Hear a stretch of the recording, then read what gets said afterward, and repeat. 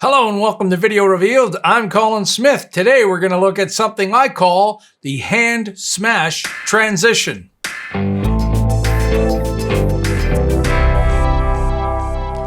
All right, let me show you what this is and then we'll break it apart.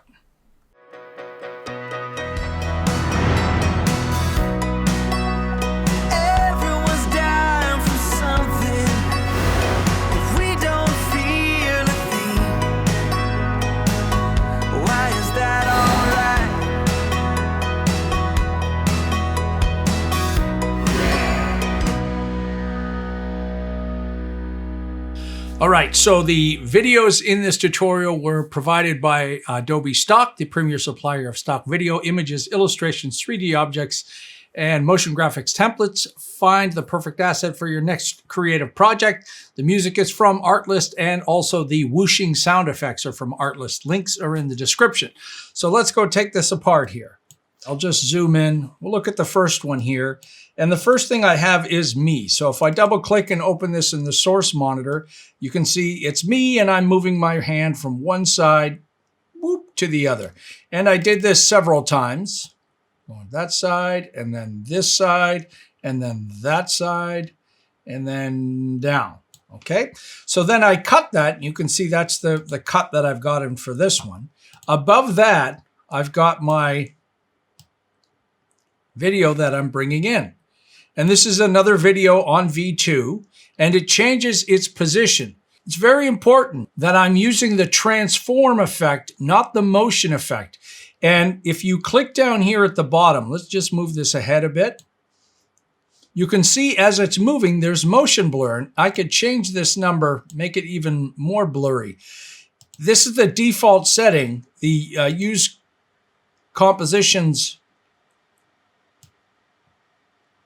shutter angle, and instead you turn that off and change that. And this is a true motion blur because that top clip is moving its position. The faster it moves, the more it's going to blur. It just looks better, looks more realistic, more like there's something happening optically instead of just a couple of layers moving on the frame.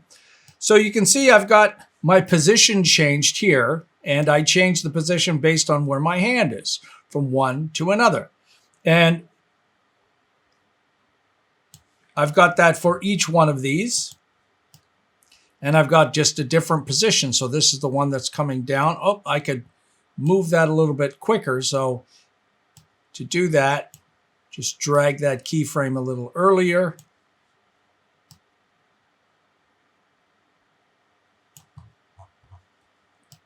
Same thing here. Moving up. And then the last one over there. So if we create this from scratch, I'll drag me into a new sequence. And because I've already clipped this, I'm going to have to make this bigger. Okay. So I go in here. Oh yeah, by the way, I don't need the audio. If an easy way to get rid of audio that you don't need, hold down the Alt key or the Option key on Mac, click on it and delete. All right, so let's trim this area here. I'll hit the Q key to trim that. And then when I move over to there, I'm going to cut this and move that down. All right, now we need to drag in our video on the top. And this is quite large. So you can either drag that in, zoom and trim that, or trim it in the source monitor if you want. And you need to position this clip over top of where I start with my hand. You don't need it any longer than where I start with my hand. So right there is where I start with my hand. And then I have to find out where I end with my hand. So if I turn the eyeball off and drag over to here, by there, the top clip should fill the frame, which is the default setting for the frame. So that's why I'm going to select this. And I go to my effects and look for transform. And there it is in the distort catalog. When you have something selected, all you have to do is double click to apply it. So I'm changing the position, so I'll click on the position. That's where we want the animation to end. And like before, I'll turn this off and change that to at least 180 or more. Now we'll go back to the beginning of where the clip is. And if I drag the position number to the left, and if you add shift while you drag, it'll move faster. And you want to drag it right off the frame. So now if we advance this forward, that's the effect. Boom. And if it's too early or too late, you can change it by moving this position here. And if you want to add a more organic feel, right now these are linear keyframes, which means they start at 0 and go to 100% acceleration. If you want to make them look more natural, then you can change these to ease out and ease in. So right click on that one and choose ease out. Right click on this one and choose ease in.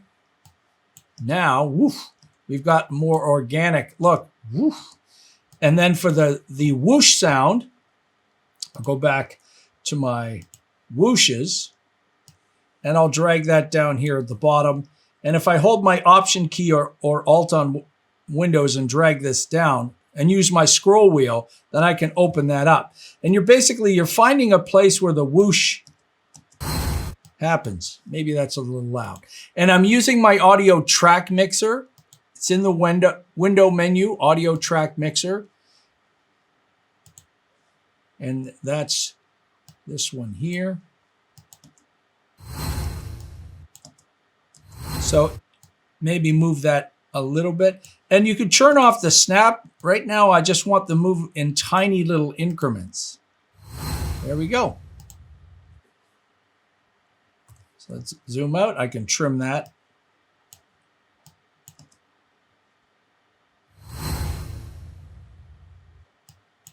Now, one other thing I did add, and this is the whooshes here. So I'll rename that sound effects. I'll twirl this down and add an effect to the track. I'll go to reverb, convolution reverb, double click on that and change this to hall. And now it's going to sound like it's got a larger reverb.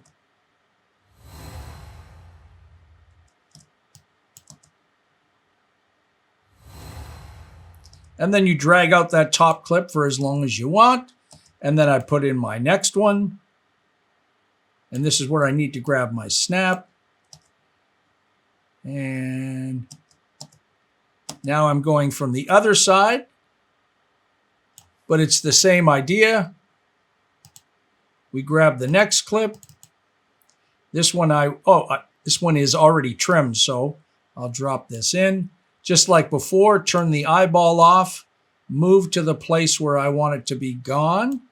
Click on that. Go back to my effects. Double click on that. And again, add position.